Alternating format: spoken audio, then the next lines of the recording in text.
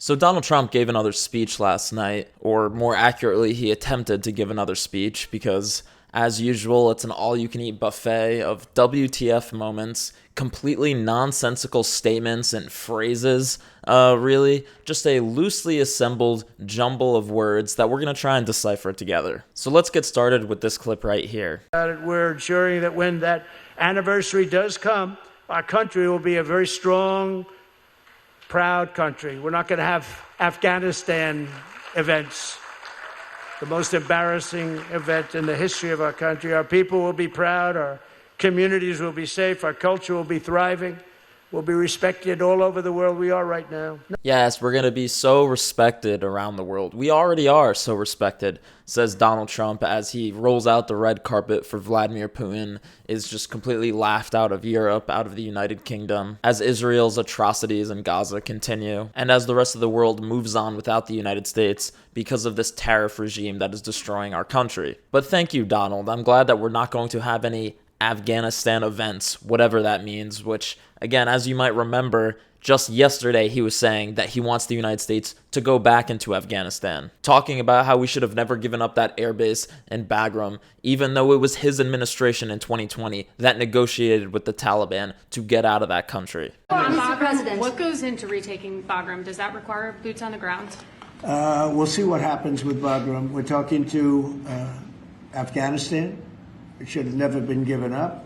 It was the most embarrassing day in the history of our country. There was no reason to give it up. I was leaving Afghanistan. I was leaving. But excuse me, let me not get out ahead of myself. The president has more of his foreign policy accomplishments to talk about. Cambodia and Armenia, it was just starting, and it was a bad one. Think of that. We have, let's see, Cambodia, Armenia.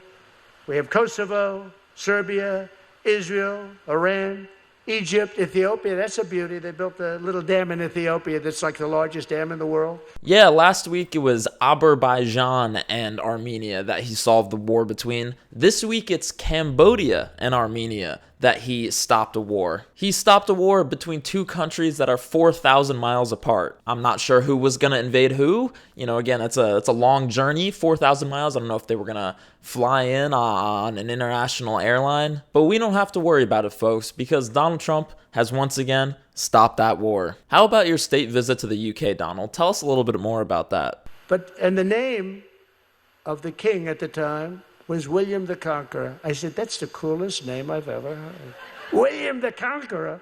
And he built this massive, massive castle, and he was known for winning wars. It's very interesting. In fact, I asked King Charles, why do we call you Charles the Conqueror? He said, no, I don't think so. I don't think so. But he's a great guy, and he's doing a great job, an unbelievable job. You asked the King of England, why don't we call you Charles the Conqueror? And it must be quite a fascinating situation where a literal king wants to be king less than Donald Trump does. Donald Trump, who is enamored with gold and castles and opulent displays of wealth and power and all these trappings that he loves so much. He is literally a mad king. His brain is melting in front of our eyes, and we just have to live with it because Nero is still in charge even as Rome is burning. Neither he nor any of the people who support him see how much of an embarrassment he is to this country, how much of an embarrassment he is to the United States on the world stage, and just in general. Telling the story about telling the King of England, why don't you name yourself Charles the Conqueror? The entire UK delegation was probably breathing a sigh of relief when you finally left that castle because you are such a freak. But like everybody else in the world, they have to suck up to him a little bit, give him a little pat on the back, and give him a present or two, because America's relationships with other countries now aren't about mutual benefit and shared values. They're about what you can do for Donald Trump. But I apologize. Again, I'm getting into lofty ideals. Let's go back to the president. United States, you're going to see the biggest cuts in drug prices, which is going to be great for every aspect, Medicare, Medicaid, Social Security, everything. It's going to have numbers. I mean, we're going to literally be cutting prices by 500%, 600%. Drugs that sell for $88 in London are selling for $130. You know, think of it, $1,300 for, I call it the fat killer. I don't know if it works or not, but it didn't work for a friend of mine who called me. He said, He's a very successful guy, seriously obese, seriously, highly neurotic, but a brilliant businessman. You need those qualities sometimes, you know?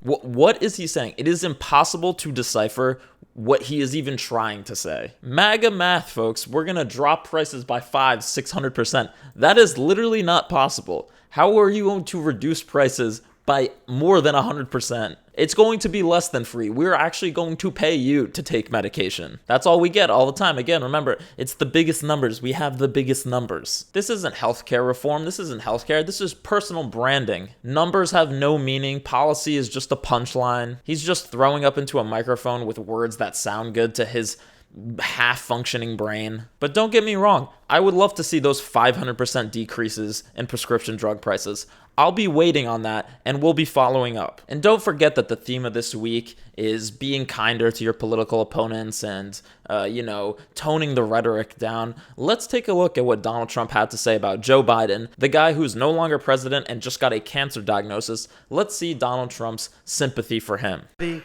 very angry, mean Biden. You know, Biden was always a mean guy, but never a smart guy. You know, even you go back 30 years ago, 40 years ago, he was a stupid guy, but he was always a mean son of a bitch, you know? How's it working? Not working too well for him right now, as that says. So when you start feeling sorry for him, remember, he was a bad guy.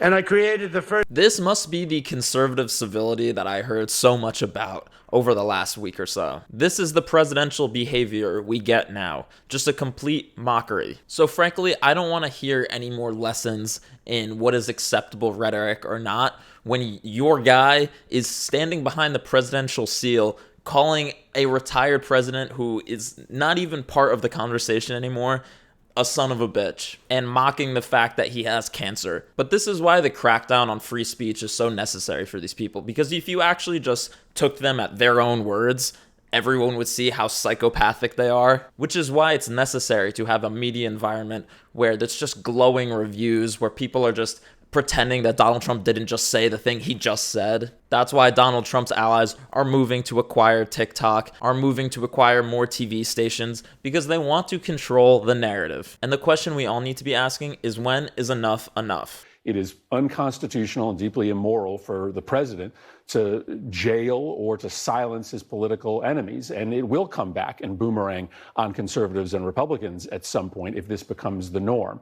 But next week, we need every Republican in the Senate, in the House, not only speaking up, but going to Donald Trump and telling him that they are not going to let him get away with this massive new contraction of speech. This is a decisive moment for the country. It is a decisive moment for Republicans who have to decide to preserve this core fundamental American value. Well, if the plan is to get Republicans to finally grow a spine and stand up to Donald Trump, I'm not really going to hold my breath. But thankfully, we still have the media to ask the tough questions. Are you tired of winning yet? You get tired of winning, but not that tired. Thank you very much. Thank you so much for your service. Thank you, sir. Are you tired of winning yet? A reporter asks the president. Thank you for that hard-hitting journalism. And I hope next time you can ask one of the millions of people who is about to lose their health insurance or who can't afford groceries if they're tired of winning yet.